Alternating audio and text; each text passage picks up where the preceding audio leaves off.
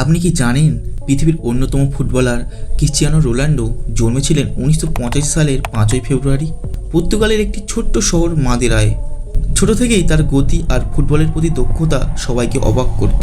ছোটবেলায় তিনি এতটাই ফাস্ট ছিলেন যে বন্ধুরা তাকে ডাকতো রকেট নামে।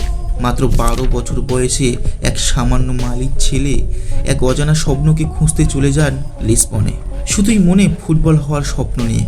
এই সময় খুব কষ্ট করতে হয়েছে তাকে, এমনকি পরিবার থেকেও দূরে থাকতে হয়েছে তাকে। তারপর 2003 সালে স্বপ্ন যেন সত্যি হয়ে এলো। ম্যানচেস্টার ইউনাইটেড ক্লাব থেকে ডাক আসে তার, এবং তিনি আস্তে আস্তে ম্যানচেস্টার ইউনাইটেড ক্লাবের হয়ে খেলতে শুরু করেন। খুব অল্প সময়ের মধ্যেই তিনি হয়ে ওঠেন বিশ্বের অন্যতম সেরা ফুটবলার সুপারস্টার, যাকে বলা হয় সুপার হিরো। আপনারা হয়তো জানেন না, রোনাল্ডোই প্রথম খেলোয়াড় যিনি ইংল্যান্ড, স্পেন আর ইতালির 3টি লিগ শিরোপা জিতেছেন। আরও মজার ব্যাপার হলো, তিনি জীবনে কখনো ধূমপান, মদ, এমনকি ট্যাটুও করেননি নিজের শরীরে, কারণ 24 ঘন্টা নিজের শরীরকে ফিট রাখার জন্য। ফুটবলের ইতিহাসে তিনিই প্রথম খেলোয়াড় যিনি 800রও বেশি গোল করেছেন, এবং তিনি শুধুমাত্র মাঠেই নয়, বাইরেরও একজন দানশীল মানুষ। প্রতি বছর কোটি কোটি টাকা সাহায্য করেন গরিব ও অসহায়দের জন্য।